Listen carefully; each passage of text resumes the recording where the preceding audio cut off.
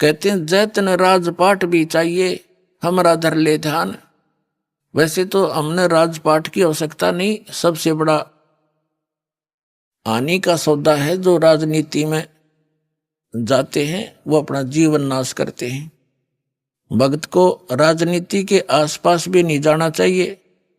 Vote देना हो नेक आदमी देखकर वोट देना, किसी ऐसे भाव में भावुक होकर किसी के कहने से और या कोई पार्टी विशेष देकर आप अपना वोट देकर पाप के भागी मत बनना, क्योंकि आपके द्वारा दिया गया वोट से जो चुना हुआ व्यक्ति है यदि वो गलतियां करता है तो उसका रेसो में पाप आपको भी लगेगा।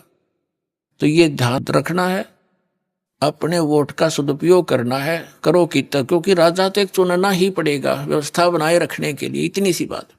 लेकिन स्वयं उस व्यवस्था में सड़ना नहीं, आपने परमात्मा पाना है, यहाँ से मन हटाना है।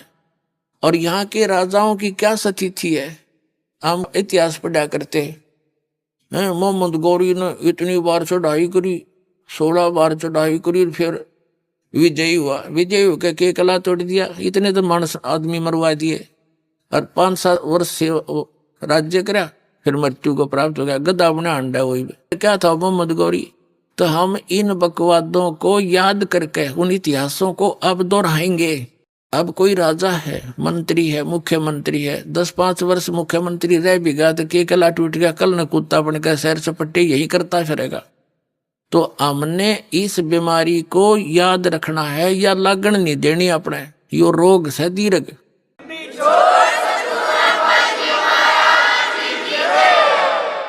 अब जैसे क्या याद दिलाते परमात्मा, सर्व सोने की लंका थी वो रावण से रणधीरम, एक पलक में राज विराजी जम के पड़े जंजीरम, मन तू सुख के सागर बसरे भाई और न ऐसा यसरे। जैसे कोई अच्छा राजनेता हुआ है और उसकी मृत्यु के उपरांत उसकी यादगार में उसका स्टैच्यू बना दिया, मूर्ति कोई पत्थर पीतल की, 1 वर्ष में उसका सत्कार करने जाते हैं, राजनेता माला डाल देते हैं, दीप जला देते हैं, उसकी आरती उतार देते हैं, और शेष समय में मनमाना वही राजनेता और कौवा बड़का अपने स्टैच्यू पर ऊपर बैठ कर बीट करता हो सिर पे।